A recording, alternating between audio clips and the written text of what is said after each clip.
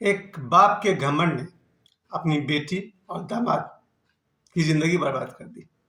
आज जो मैं घटना आपको बताने वाला हूँ, ये घटना मैंने बहुत बार अपने बच्चों को बताया और भी बहुत सारे लोगों को बताया कि एक बाप का घमंड ऐसा था कि उसने अपनी ही बेटी की जिंदगी तबाह कर दी, अपने दामाद की जिंदगी तबाह कर दी। बेटी तो मर गई, दामाद भी जिंदगी भर रोता रहा। इस कहानी को पहले तो 2026 की भाषा में कहना पसंद करूंगा, आज की भाषा में कहना पसंद करूंगा, फिर इस कहानी को हम लोग दूसरे रूप में भी कहेंगे। समझिए ऐसे कि 2026 जैसा कोई समय रहा हो। एक लड़की थी जो एक लड़के को बहुत बहुत पसंद करती थी, लेकिन जो लड़का था बहुत सुंदर तो था और लड़की तो इतनी सुंदर थी कि शायद इस धरती पर कोई दूसरी लड़की उतनी सुंदर हो ही नहीं। और इस सुंदर लड़की को उस सुंदर लड़के से बहुत बहुत प्यार था, लेकिन लड़की के माता पिता को यह प्यार स्वीकार नहीं था। लड़की के माता पिता चाहते थे कि जिस लड़के से इसकी बेटी की शादी हो वो थोड़ा अमीर हो, और ये जो लड़का था एक तरह से गरीब था। उसके पास रुपए पैसे नहीं थे, घर भी नहीं था, कपड़े भी कुछ खास नहीं पहनता था, खाने पीने को भी कुछ खास नहीं था। तो ऐसे में लड़की ने अपना जिद छोड़ा नहीं और उसी लड़के से शादी कर ली। ये बात लड़की के पिता को अच्छा नहीं लगा। माता को कुछ खास फर्क नहीं पड़ा, लेकिन पिता बहुत घमंडी था, एक नंबर का घमंडी था। और याद रखिएगा, विडंबना तो यह है कि अगर माता पिता घमंडी हो तो बेटा बेटी घमंडी हो ही सकता है, आसानी से हो जाएगा। मैंने देखा है, जो आदमी घमंडी होता है उसका बेटा घमंडी हो जाता है, क्योंकि माता पिता से ही तो ये बच्चे आते हैं।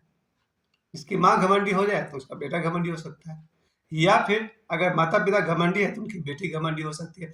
मैंने अपनी आंखों से हजारों बार देखा है कि अगर बाप घमंडी है तो बेटी भी घमंडी होगी, माँ घमंडी है तो बेटी भी घमंडी होगी। इधर माँ घमंडी हो तो बेटा घमंडी होगा, बाप घमंडी हो तो बेटा भी घमंडी होगा। लेकिन अगर आदमी चाहे तो माता पिता से शरीर मिले, अच्छा है, शिक्षा मिले, बढ़िया है, संस्कार मिले, स्वीकार कर लो, लेकिन अहंकार और माता पिता के दोष वो भी साथ में मिल जाता है, उसको हटाने का प्रयास करना चाहिए। मैंने किया है। मैंने देखा है कि अगर मेरे माता पिता का कोई चीज जो कि उचित नहीं है उसको मैंने नहीं अपनाया, इतना होश तो हम लोग को होना ही चाहिए। पर मैं देखता हूं कि अक्सर माता पिता के सारे गुण दोष बच्चे में आ जाते हैं। माँ बाप घमंडी है तो बेटा बेटी भी घमंडी हो जाते हैं। खैर, उसके बाद जिंदगी का सर्वनाश कैसे होता है इस घटना को समझा जाए। तो इस घटना में वही हुआ कि एक बार लड़की के घर में कोई फंक्शन हो रहा था, कुछ लोग जा रहे थे लड़की के घर, लड़की के मायके। तो लड़की घर के बाहर ही थी, तो लोगों ने कहा कि अरे तुम यहाँ पर है, तुम गए नहीं, तुम्हारे बाप के घर में तो बहुत बड़ा फंक्शन हो रहा है। लड़की को आश्चर्य हुआ कि मेरे पिताजी ने मुझे नहीं बुलाया, मेरे पतिदेव को नहीं बुलाया। उसने अपने पति को कहा कि क्या बात है, मैंने सुना है कि मेरे घर पर कोई फंक्शन है मेरे मायके में और आपको नहीं बुलाया गया। मैं जाकर पूछती हूँ कि ऐसा क्यों किया, मेरे पति को क्यों नहीं बुलाया गया। क्योंकि बाप वो अपना स्टेटस के बराबर तो दामाद मिला नहीं, तो बाप ने बाकी सभी रिश्तेदारों को बुलाया था, दोस्तों को बुलाया था, लेकिन अपने दामाद को और बेटी को नहीं बुलाया था, क्योंकि दामाद उनके बराबरी का नहीं था और बेटी उनके मर्जी के खिलाफ शादी की थी। तब उस लड़की के पति ने कहा कि जहां नहीं बुलाया जाए वहां नहीं जाना चाहिए। लड़की के पति ने कहा जहां नहीं बुलाया जाए वहां नहीं जाना चाहिए। खैर, वो लड़की नहीं मानी, चली गई मायके। वहां जाकर उसने देखा कि उसके पिता ने उसका बिल्कुल सम्मान नहीं किया। उल्टा उस लड़की ने पूछा भी कि आपने मुझे नहीं बुलाया, ठीक है, मेरे पति को भी नहीं बुलाया। तो उस आदमी ने कहा कि तुम्हारा पति इस लायक है कहाँ जिसको मैं यहाँ बुला सके। यहाँ देखो बड़े बड़े लोग आए हैं, तुम्हारा पति क्या है, भिखारी, न रुपया है, न पैसा है, न रोजी है, न रोटी है, क्या है उसके पास। काफी खड़ी खोटी सुनाई, बहुत बहुत अपमान किया। लड़की को बहुत दुख हुआ कि सबके सामने मेरे पति का अपमान हो रहा है, और उस लड़की इस अपमान को नहीं सह पाई और उसने अपने आप को समाप्त कर लिया। अब वापस इसी घटना को ले चलते हैं शिव पुराण की तरफ। मैं जो ये बात कह रहा हूँ इतनी देर से, वो भगवान शिव और माता पार्वती की बात है। आज से वैलेंटाइंस वीक का मेरा फेस्टिवल खत्म हो गया। मैं वैलेंटाइंस वीक पर अब कुछ नहीं बोलने वाला हूँ। आज दूसरा दिन था, 2 दिन के बाद मैं इस बात को ही समाप्त करता हूँ।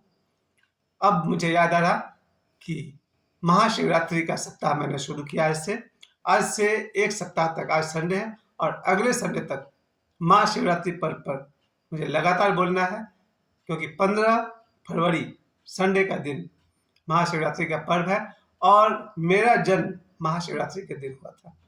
भगवान शिव की असीम कृपा से मेरा जन्म महाशिवरात्रि के दिन हुआ था। तारीख थी 3 मार्च, इसलिए मैं पब्लिक के लिए मेरा बर्थडे रहेगा 3 मार्च, लेकिन मेरी माँ, मेरी बहन, मेरे परिवार के लोग जानते हैं कि महाशिवरात्रि के दिन मेरा जन्म हुआ था। तो इस कथा में जो आपने देखा है कि माता पार्वती बचपन से ही भगवान शिव को प्रेम करती थी।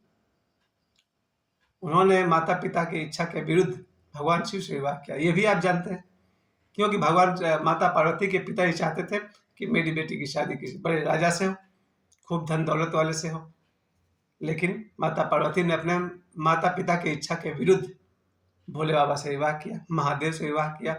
परिणाम यह था कि एक बार जब बहुत सारे देवी देवता जा रहे थे माता पार्वती के मायके, तो उन्होंने माता पार्वती से पूछा कि देवी तुम गई नहीं? देवी ने कहा क्यों, क्या हुआ? देवताओं ने कहा तुम्हारे पिता ने बहुत बड़ा यज्ञ करवाया है, दक्ष प्रजापति ने बहुत बड़ा यज्ञ करवाया है। उसने वहां तो कुछ नहीं किया, लेकिन घर में आकर के उन्होंने भगवान शिव से, महादेव से कहा, माता सती ने, कि ऐसा कैसे हो गया कि मेरे घर में इतना बड़ा फंक्शन हो रहा है और उन्होंने आपको नहीं बुलाया, मेरे पति को नहीं बुलाया, मैं जा रही हूँ पूछने के लिए। भगवान शिव ने कहा कि हे देवी, जहां नहीं बुलाया जाए वहां नहीं जाना चाहिए। इस नियम को मैं अब जाके समझाऊं 53 वर्ष की उम्र में। लगभग 2025 के पूरे साल और 2026 के 2 महीना बीत रहे हैं, जनवरी और फरवरी। जहां तक मुझे याद आता है, जहां नहीं बुलाया गया है वहां मैं नहीं जाता हूँ।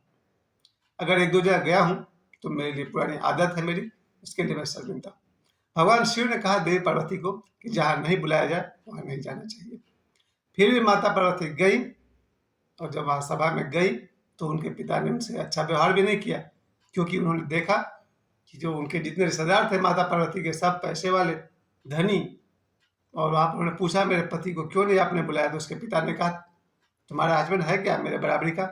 भिखारी है, शमशान में रहता है, वस्त्र भी ठीक से नहीं पहनता है, ढंग का खाता पीता भी नहीं है, वो कोई राजा है जो हम उसको बुलाएंगे? घोर अपमान होने के कारण देवी सती ने आत्मदाह कर लिया।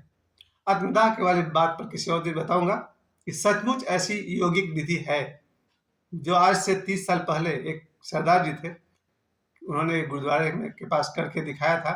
सरदार जी ने कहा कि मैं सभी के सामने मेरे शरीर से आत्मदाह करूंगा और उसमें कोई भी लकड़ी, आग, माचिस का इस्तेमाल नहीं किया जाएगा। और सरदार जी पालथी मारकर बैठ गए, आंखें बंद किया, मेडिटेशन किया, कंसंट्रेट किया, उनके शरीर से जगह जगह से आग निकलने लगा। उसी आग में तो सरदार जी जलकर मर गए। डॉक्टर्स ने लिख कर दिया इस व्यक्ति के जलाने में कोई भी माचिस, लकड़ी या केरोसिन का इस्तेमाल नहीं किया गया। सिर्फ उन्होंने ध्यान साधना के कंसंट्रेशन से अपने शरीर से अग्नि उत्पन्न किया और उसमें ही जलकर भस्म हो गया। ये आज से लगभग 50 साल पहले की बात है। वापस आता हूँ, माता सती ने भी अपने आप को सबके सामने आत्मदाह कर लिया, मतलब शरीर से अग्नि निकला और माता सती समाप्त हो गई। जरा बताइए इस घटना में सबसे बड़ा दोष किसका है? देखा जाए मेरी दृष्टि में सबसे बड़ा दोष राजा दक्ष का है। उन्हें सजा ही मिली क्योंकि महादेव के फिर जटा से प्रकट हुए। कौन है वो? बहुत भले से, बहुत ही ताकतवर, और उन्होंने वीरभद्र, भगवान शिव के जटा से वीरभद्र प्रकट हुए और उन्होंने राजा दक्ष के 2 गर्दन काट दिया था। सारे के सारे तबाही के पीछे कारण कौन है? माता पार्वती के पिता राजा दक्ष का ईगो, घमंड। उसी घमंड के कारण देवी सती इस दुनिया में नहीं रही। भगवान शिव यानी कि महादेव वर्षों रोते रहे। जरा सोचिए, ये तो पौराणिक कथा है, लेकिन इस कथा की सबसे बड़ी बात तो यही है कि माता सती ने फिर जन्म लिया पार्वती के रूप में, और उन्होंने महादेव को फिर से पति के रूप में प्राप्त किया। इसी पार्वती और शिव के विवाह के दिवस को महाशिवरात्रि कहते हैं। तो महाशिवरात्रि 15 फरवरी को है, और आज मैं 1 सप्ताह पहले ही महाशिवरात्रि सप्ताह शुरू कर रहा हूँ। कोशिश करूंगा इन 7 दिनों तक सिर्फ भगवान शिव और माता पार्वती के विषय में बात की जाए। वैलेंटाइंस डे का आज ये दूसरा दिन था। कल था रोज डे, आज था प्रपोज डे। मैं ये फाइल को ही बंद करता हूँ। मुझे वैलेंटाइंस डे के बारे में अब कुछ नहीं कहना है। मुझे सिर्फ यही कहना है, हर हर महादेव। धन्यवाद।